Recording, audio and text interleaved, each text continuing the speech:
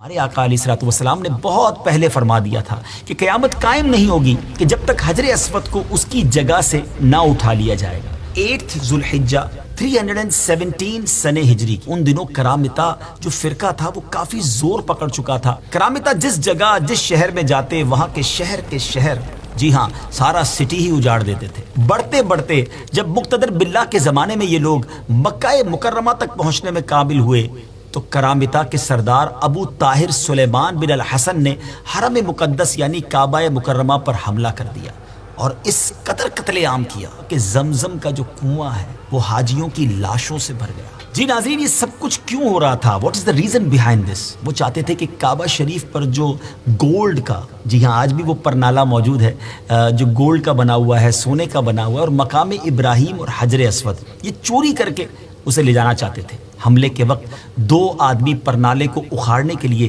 جب کعبہ شریف پر چڑھے مگر اسی وقت سر کے بل زمین پر گر کر جہنم واصل ہو گئے۔ مقام ابراہیم تو محفوظ رہا کیونکہ اس زمانے کے جو خادمین حرم تھے اسے پہاڑ کی گھاٹی میں اسے جا کر چھپا دیا تھا، مگر 14 ذو الحجہ ایئر 317 ہجری عصر کے وقت جعفر بن حلاج نے حجر اسود کو اکھاڑ لیا اور اپنے ساتھ ہجر کے مقام تک وہ لے گئے۔ حجر اسود انہی کے پاس رہا۔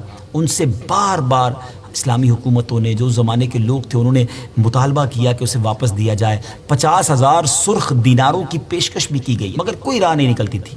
پھر فاطمیوں کی مداخلت کرنے سے یہ واپسی کا مطالبہ زور پکڑ گیا اور عبداللہ المہدی نے بھی ابو طاہر کو پیغام بھیجا کہ اگر حجر اسود واپس نہ کرو گے تو پھر جنگ کے لیے تیار ہو جاؤ۔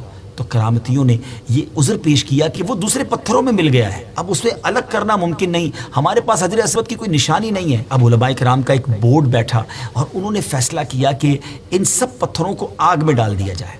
جو پتھر حجر اسود ہوگا وہ آگ میں جلے گا نہیں، پھٹے گا نہیں۔ اس طرح اس مقدس پتھر کی برتری اور مقبولیت کا لوہا منوا کر اسے 22 سال کے طویل عرصے کے بعد 10 ذو الحجہ ایئر 339 سن ہجری کو اسے واپس لایا گیا اور پھر کعبہ مشرفہ میں ایگزیکٹلی اسی مقام پر اس کی زینت بنا۔